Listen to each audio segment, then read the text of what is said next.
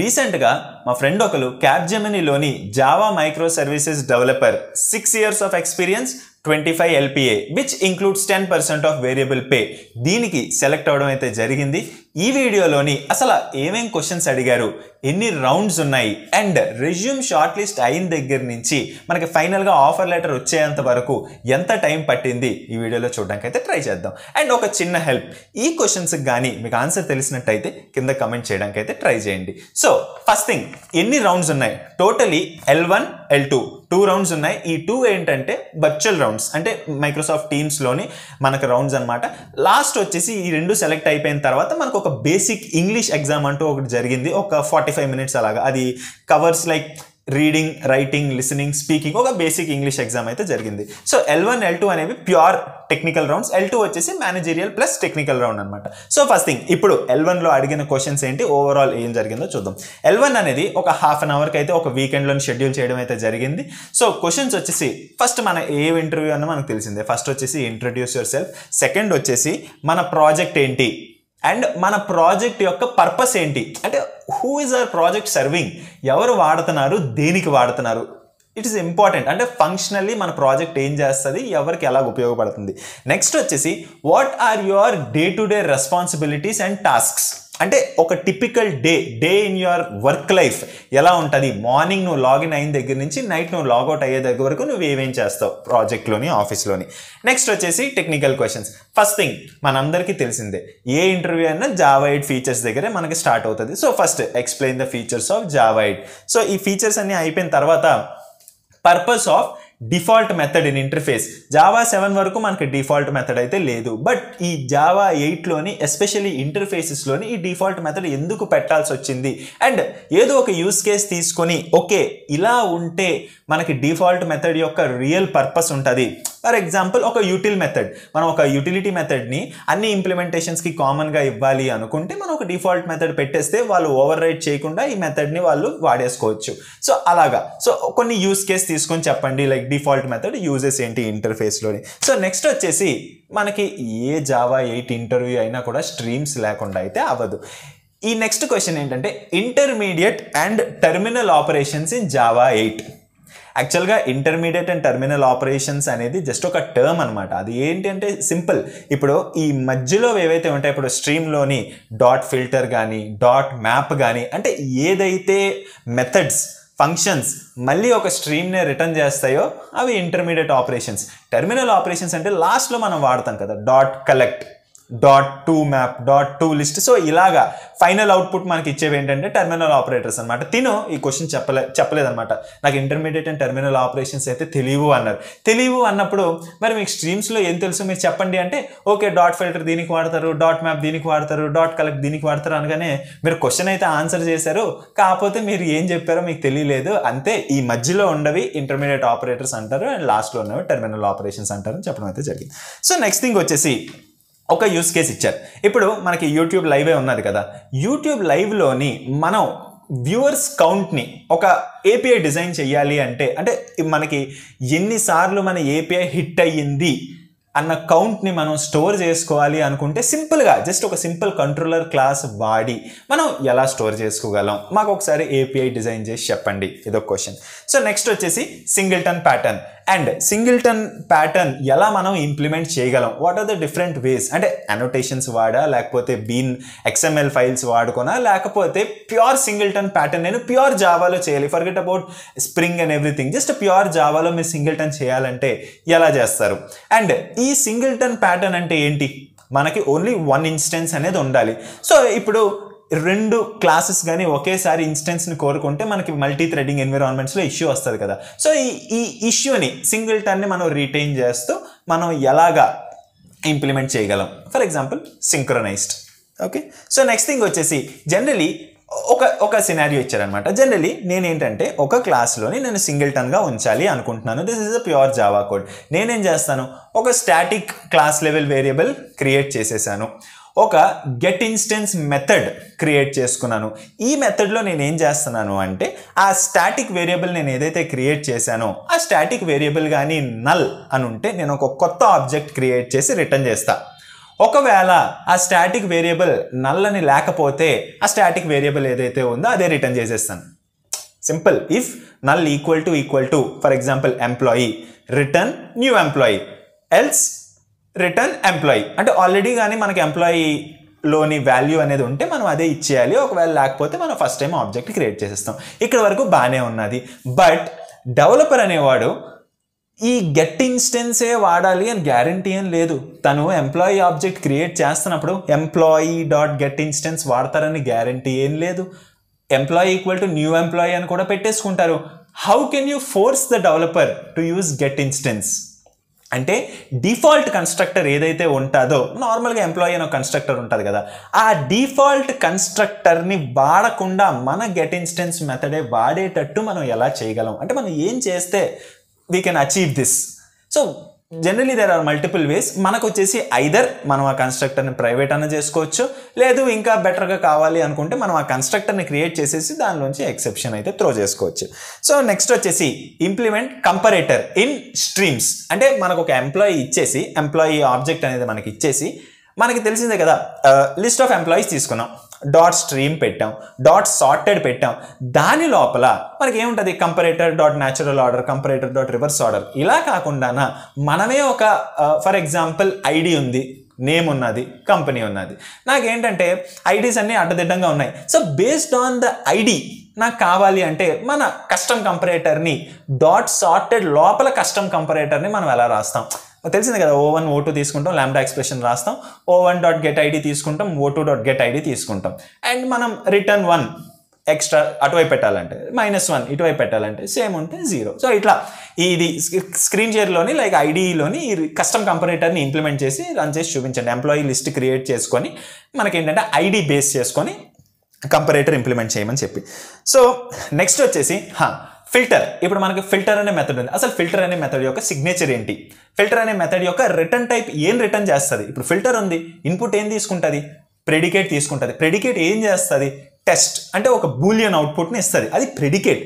But filter అనేది ఏమి ఇస్తుంది? సో ఫిల్టర్ అనేది మళ్ళీ మనకు ఒక స్ట్రీమ్ని ఇస్తుంది, దాని మీద మనం డాట్ కలెక్ట్, డాట్ మ్యాప్ మనకి ఏమైనా చేసుకోవచ్చు అనమాట. సో ఇక్కడ రిటర్న్ టైప్ ఏంటి, సిగ్నేచర్ ఏంటి, అసలు ఆ ఫిల్టర్ అనేది ఇన్పుట్ ఏం తీసుకుంటుంది, డాట్ మ్యాప్ యొక్క రిటర్న్ టైప్ ఏంటి, సిగ్నేచర్ ఏంటి, ఇన్పుట్ దేన్ని యాక్సెప్ట్ చేస్తుంది. సో నెక్స్ట్ థింగ్ వచ్చేసి స్ట్రీమ్స్ని వాడి మనం స్ట్రింగ్లోంచి, ఇప్పుడు ప్యూర్ జావాలో మనం ఒక స్ట్రింగ్ నుంచి క్యారెక్టర్స్ చేయాలి అంటే మనం ఏం చేస్తాం? స్ట్రింగ్ తీసుకుంటాం, డాట్ టు క్యారెక్టర్ అరే ఇలా కన్వర్ట్ చేసుకుంటాం.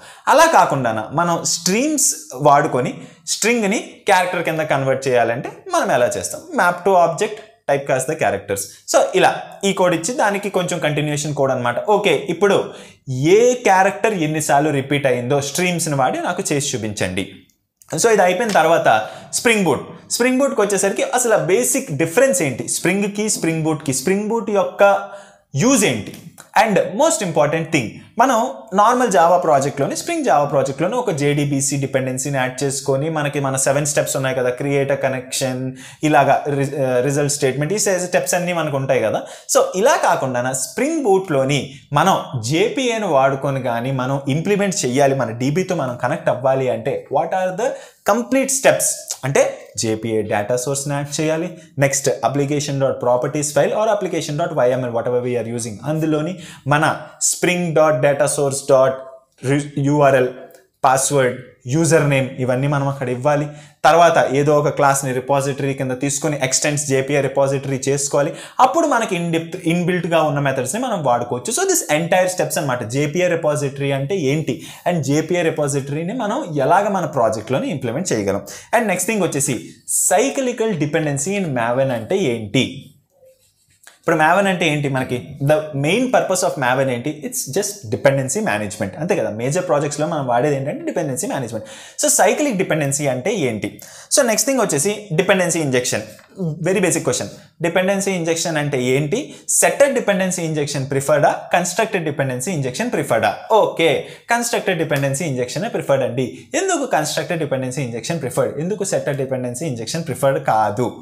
ఎందుకు అంటే సెటర్ డిపెండెన్సీ ఇంజెక్షన్లోని మనం ఏదైనా పర్టికులర్ సెటర్ని కాల్ చేసి మనం సెట్ చేయకపోయినా అక్కడ ఏం ఎర్రర్ అయితే రాదు. Even though we are using @configuration Java కాన్ఫిగరేషన్లోకి వెళ్ళి మనం చేసినా కూడా అక్కడ ఎర్రర్ ఏం రాదు, బట్ రన్ టైంలో మనకు నల్ వస్తుంది.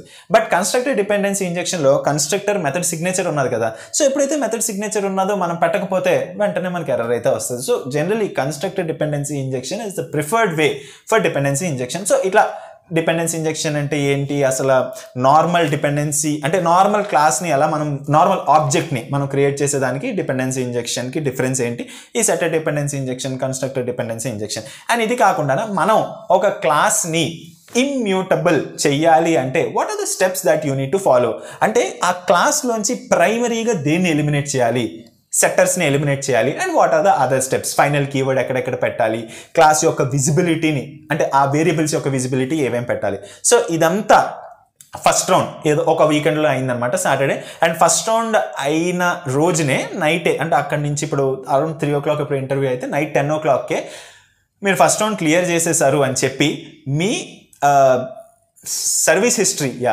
మన యూఏఎన్ పోర్టల్లోని, మన పిఎఫ్ పోర్టల్లోని మీ UAN card, service history and మీ రెజ్యూమ్ ఈ 3 పెట్టండి. అండ్ ఆల్సో మీ సర్వీస్ హిస్టరీలోని ఏదైతే మంత్ అండ్ డేట్ కనిపిస్తున్నదో exact month and year, month year date 3 కనిపిస్తాయి కదా మన యూఏఎన్ పోర్టల్లోని, మీ రెజ్యూమ్లో మాత్రం exact number of companies, 1 month ఉంటే 1 month, 2 months ఉంటే 2 months ఖచ్చితంగా మీరైతే అక్కడ పెట్టి తీరాల్సిందే. మీరు మీ month, year and exact companies మీరు రెజ్యూమ్లో పెట్టండి, ముందు పెట్టుండి లేకపోయినా ఇప్పుడన్నా పెట్టేసి ఆ 3 డాక్యుమెంట్స్ మాకు పంపించండి, మేము ఇనీషియల్ బీజీవీ అనేది చేసుకొని వెరిఫై చేసి అప్పుడు మేము ఏంటంటే ప్రొసీడ్ అవుతామని చెప్పారు. అవన్నీ డాక్యుమెంట్స్ పెట్టేసిన తర్వాత అక్కడి నుంచి ఎగ్జాక్ట్లీ 1 week తర్వాత L2 రౌండ్ అనేది షెడ్యూల్ చేయడం అయితే జరిగింది. So L2 round, L1 round అనేది ఇదంతా ఇప్పటి వరకు చెప్పిన క్వశ్చన్స్ అన్ని కూడా హాఫ్ అన్ అవర్లో అయిపోయింది అనమాట. L2 రౌండ్ వచ్చేసి మాత్రం డైరెక్ట్లీ 1 hour, ఇది మేనేజీరియల్ ప్లస్ టెక్నికల్ రౌండ్ అయితే జరగడం జరిగింది. సో L2లో ఏమేమి క్వశ్చన్స్ అడిగారో చూడడానికి అయితే ట్రై చేద్దాం. సో ఫస్ట్ ఆబ్వియస్లీ ఏ ఇంటర్వ్యూ రౌండ్ అయినా కూడా, ఏ ఇంటర్వ్యూ కూడా ఇంట్రడ్యూస్ యువర్ సెల్ఫ్తోనే స్టార్ట్ అవుతుంది. అండ్ ఆల్సో మళ్ళీ జావా 8 ఫీచర్స్ గురించి నీకు తెలిసిందంతా చెప్పు. ఓకే, స్ట్రీమ్స్ చెప్తాం, ఫంక్షనల్ ఇంటర్ఫేస్ చెప్పేస్తాం, వద్దు ఆగు, నాకు స్ట్రీమ్స్ ఫంక్షనల్ ఇంటర్ఫేస్ కాదు, డేట్ టైమ్ ఏపీఐ గురించి చెప్పు. డేట్ టైమ్ ఏపీఐ లోపల ఉన్న చేంజెస్ ఏం జరిగాయి, ఎందుకు జరగాల్సి వచ్చింది, అవన్నీ చెప్పు అని అడగడం అయితే జరిగింది. సో ఎందుకంటే జనరలీ మనం జావా 8 ఫీచర్స్ అనగానే ఒక ఫంక్షనల్ ఇంటర్ఫేస్, ఒక streams, method reference, constructor reference, ఈ 3 కదా రెగ్యులర్గా వాడుతాం, చదువుకుని వెళ్ళిపోతాం. బట్ ఇక్కడ ఇంటర్వ్యూయర్ ఏంటంటే ఈ 3 అందరూ చెప్తారు, నాకు ఇది అవసరం లేదు, నాకు డేట్ టైమ్ ఏపీఐ తెచ్చి చెప్పు, పీరియడ్ గురించి మాట్లాడు అని అడగడం అయితే జరిగింది. సో నెక్స్ట్ థింగ్ వచ్చేసి స్ట్రీమ్స్. ఇక్కడ కొన్ని కోడింగ్ క్వశ్చన్స్, అంటే ఇంటెలిజే ఓపెన్ చేసి, IntelliJ or Eclipse whatever we're using open చేసి మనకి కోడింగ్ చేసి చూపించడం జరిగింది. సో ఫస్ట్ థింగ్ వచ్చేసి take a list, remove the duplicates and sort it. అంటే ఇక్కడ రిమూవ్ ద డూప్లికేట్స్ అనగానే ఏంటి, నువ్వు ఏ మెథడ్ని కాల్ చేయబోతున్నావు స్ట్రీమ్ మీద, నీకు అసలు ఆ మెథడ్ అవేర్ ఉందా లేదా, ఆ మెథడ్ నీకు తెలుసా లేదా. For example distinct method. And next sort it in the reversing order. So నువ్వు ఏం కాల్ చేయబోతున్నావు సార్ట్ చేయాలనుకుంటే, ఓకే సార్ నేను డాట్ సార్టెడ్ని కాల్ చేయాలనుకుంటున్నాను. డాట్ సార్టెడ్ని కాల్ చేస్తే అది అసెండింగ్ ఆర్డర్లో పెడుతుంది కదా, మనం రివర్స్ ఆర్డర్లో పెట్టాలంటే డాట్ సార్టెడ్ లోపల మనం ఏమి ఇవ్వాలి sir, comparator dot reversing order మనకి ఇవ్వాలి. సో మనకి ఇవన్నీ తెలుసా తెలీదా అని చూసే ప్రాసెస్. సో నెక్స్ట్ థింగ్ వచ్చేసి take a list and find the highest element. Dot max అని ఒక ఫంక్షన్ ఉన్నది కదా, డాట్ మిన్ అని ఉన్నాయి కదా, సో ఇవి మనకు ఐడియా ఉన్నదా లేదా. అండ్ నెక్స్ట్ థింగ్ వచ్చేసి కంపరేటర్. మళ్ళీ same comparator, apply the double comparator. ఇప్పుడు కంపరేటర్ మనం తీసుకున్నాము, ఒకవేళ డాట్ సార్టెడ్ లోపల మనం O1 O2 lambda O1 dot get ID O2 dot get ID ఇలా చేస్తే మనం ఏదో ఒకదాన్ని వాడుకోగలం సింపుల్ కోడ్లో రాయాలంటే. బట్ ఇలా కాకుండా మనకి జావా 8లోని సార్టెడ్ లోపల comparator dot then comparator dot comparing next, ఇలాగా కొన్ని మెథడ్స్ అనేవి రావడం జరిగిందనమాట. సో ఇవి అవేర్ ఉన్నాయా లేదా, తనైతే ఈ ఆన్సర్ చెప్పలేదు, ఎందుకంటే ఆ కంపరేటర్ లోపల ఉన్న మెథడ్స్ ఏంటో తనకు తెలియదు. బట్ ఆ ఇంటర్వ్యూరే ఓకే నార్మల్ కంపరేటర్ నీకు వచ్చు, అర్థమైంది, డాట్ సార్టెడ్ లోపల ఎలా పెట్టాలో తెలుసు. అలా కాకుండా కంపరేటర్ లోపల కొన్ని మెథడ్స్ ఇచ్చారు, అంటే like first level of comparison చేసి దానిలో ఒకవేళ సేమ్ ఉన్నాయి. ఫర్ ఎగ్జాంపుల్ ఐడి ఉంది, కంపరేటర్ డాట్ కంపేరింగ్ ఐడి అని పెట్టాం, ఐడి 0000 ఉంది. ఇప్పుడు 0000 ఉన్నప్పుడు దీన్ని 4 ఎలాగ మళ్ళీ కంపేరింగ్ చేయాలి, పక్కన ఉన్న నేమ్ వాడాలి. సో దెన్ కంపేరింగ్, ఇలా కొన్ని ఫంక్షన్స్ ఉన్నాయి, ఇంటర్వ్యూయర్ ఎక్స్ప్లెయిన్ చేయడం అయితే జరిగింది. సో నెక్స్ట్ థింగ్ వచ్చేసి grouping by.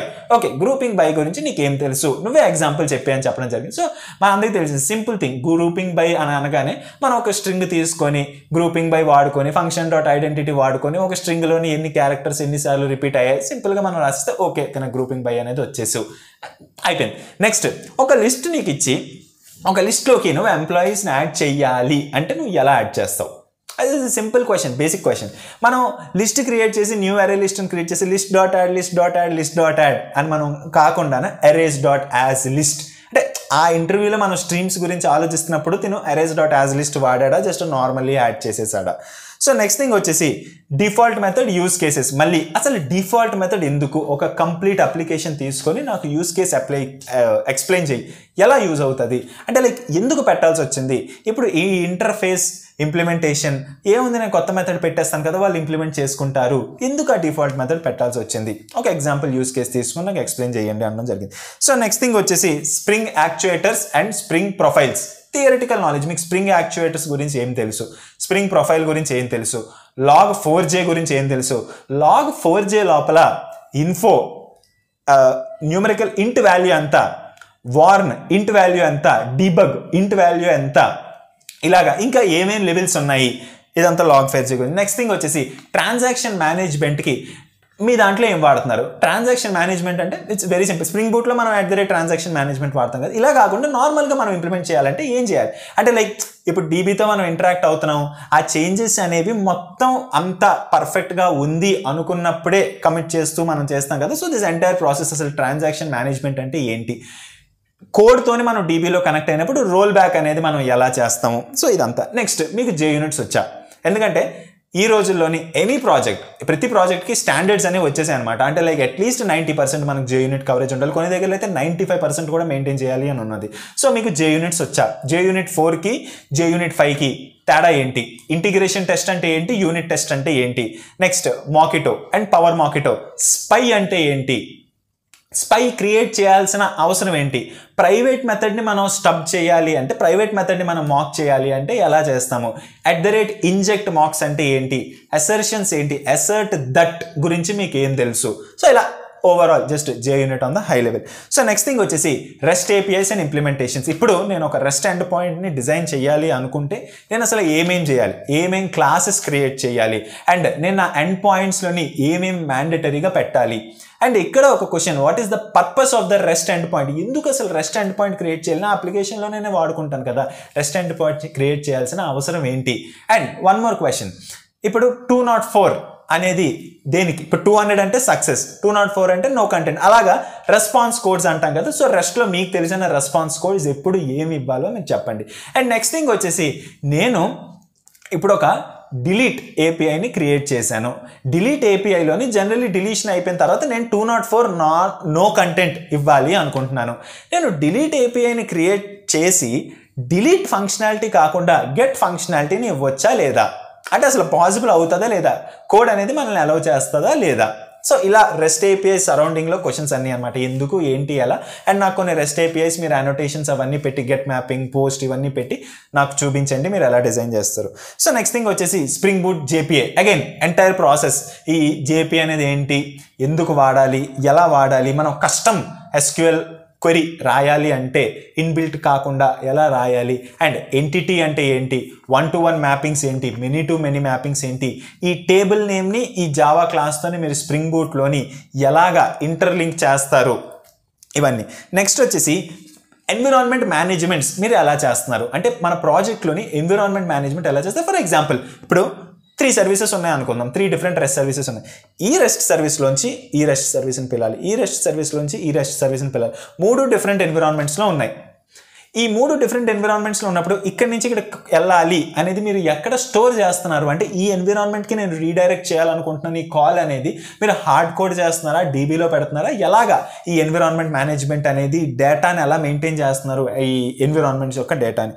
So next thing వచ్చేసి మైక్రో సర్వీసెస్లోని ఫాల్ట్ టాలరెన్స్ అంటే ఏంటి, API గేట్వే గురించి మీకు ఏమన్నా తెలుసా. అండ్ తిను ఎవరైతే ఉన్నారో తిను మైక్రో సర్వీసెస్ మీద అంటే రియల్ మైక్రో సర్వీసెస్ మీద వర్క్ చేయలేదన్నమాట, థియరటికల్ నాలెడ్జ్ మాత్రమే ఉంది. అప్పుడు ఇంటర్వ్యూయరే కొంచెం ఓకే ఫాల్ట్ టాలరెన్స్ అంటే ఇది, API గేట్వే అంటే మీకు తెలిసింది చెప్పండి అని చెప్పి కొంచెం ఓకే అంటే ఇక్కడ మనకి ఎంతవరకు తెలుసు అని చూసే ప్రాసెస్ అనమాట. మనకు కంప్లీట్గా తెలియకపోయినా మనకు వచ్చింది మనకు చెప్తే ఇంటర్వ్యూయర్ కూడా తనకు వచ్చింది తను చెప్పి దాని నుంచి ఒక ఫైనల్ కంక్లూజన్ మనం ఎలా ఇస్తున్నాం, ఎలా హ్యాండిల్ చేస్తున్నాం అంటే మనకు తెలియంది అడిగినప్పుడు ఎలా హ్యాండిల్ చేస్తున్నాం. అండ్ నెక్స్ట్ థింగ్ వచ్చేసి జావా అనేది ఒక ఆబ్జెక్ట్ ఓరియంటెడ్ ప్రోగ్రామింగ్ లాంగ్వేజ్ కదా, మనం ఒక in house object oriented programming pure object oriented programming లాంగ్వేజ్ని మనం క్రియేట్ చేయాలి అంటే what are the steps that we need to follow, మనం చేయాల్సింది ఏంటి. అండ్ నెక్స్ట్ థింగ్ వచ్చేసి అజైల్ గురించి మీకు తెలిసింది చెప్పండి. అసలు అజైల్లోని ఎలా ఉంటుంది, ప్రాసెస్ ఏంటి అంటే ఒక స్ప్రింట్ ప్లానింగ్ గురించి, ఒక స్ప్రింట్ రెట్రోస్పెక్టివ్ గురించి, ఒక డైలీ స్టాండప్ గురించి ఎలా ఉంటుంది, స్క్రమ్ అంటే ఏంటి, క్యాన్బాన్ అంటే ఏంటి, జీరాని మీరు ఎలా వాడతారు, గిట్ ఎలా వాడతారు, it's like process oriented question. And తర్వాత స్ప్రింగ్ అండ్ స్ప్రింగ్ బూట్కి డిఫరెన్సెస్ ఏంటి, ఎందుకు మనకి spring boot and also spring dev tools మనకి ఏ విధంగా హెల్ప్ అవుతుంది అండ్ అది దేనికి, స్ప్రింగ్ డెవ్ టూల్స్ అనేది మనం ఎందుకు వాడాలి. సో నెక్స్ట్ థింగ్ వచ్చేసి ఇందాక మనం అనుకున్నట్టే ఎంటిటీ, 1-to-1 అండ్ 1-to-many ఇవన్నీ ఏంటి మీకు తెలిసింది చెప్పండి. సో ఇదంతా అయిపోయిన తర్వాత ఇదంతా వచ్చేసి మనకి L2 రౌండ్ అనమాట. L2 రౌండ్ అయిపోయిన తర్వాత మనకు ఒక 4-5 అవర్స్లోనే తినకి ఓకే మీరు సెలెక్ట్ అయిపోయారు, మాకు ఈ పలానా డాక్యుమెంట్స్ అన్ని పెట్టండి అని చెప్పడం అయితే జరిగింది. ఆ డాక్యుమెంట్స్ అన్ని పెట్టిన తర్వాత తనకు ఒక English related exam test link అయితే రావడం జరిగింది. ఆ test like it's a basic thing, అంటే ఒక కాంప్రిహెన్షన్ ఇచ్చేసి కొన్ని క్వశ్చన్స్ లేదా ఒక ఆడియో వినిపించి ఏదో చిన్న క్వశ్చన్ ఆ ఆడియోలోని ఈ పలానాది ఏంటి, like audio is also like hardly 1.5 minutes, అందులోంచి ఒక 1 question. So reading, listening, writing and speaking, అక్కడ ఒక సెంటెన్స్ చూపించి మీరు దీని గురించి సెంటెన్స్ కాదు, సిట్యువేషన్ ఇచ్చి మీరు దీని గురించి మాట్లాడండి. మీరు ఇవాళ క్లయింట్తోనే కలుస్తున్నారు, క్లయింట్ వచ్చారు, మీరు ఏ విధంగా తన్ని గ్రీట్ చేసి తను ఏ విధంగా డైరెక్ట్ చేస్తారు, ఏ విధంగా టీమ్కి ఇంట్రడ్యూస్ చేస్తారో సంథింగ్ ఇలాంటి ప్రొఫెషనల్ రిలేటెడ్ క్వశ్చన్స్ అనమాట. సో ఇదంతా అయిపోయిన తర్వాత ఇక్కడి నుంచి తను డాక్యుమెంట్ సబ్మిట్ చేసిన తర్వాత ఒక 3 to 4 days అంతే, హార్డ్లీ 3 to 4 daysకి తను ఆఫర్ లెటర్ రావడం అయితే జరిగింది.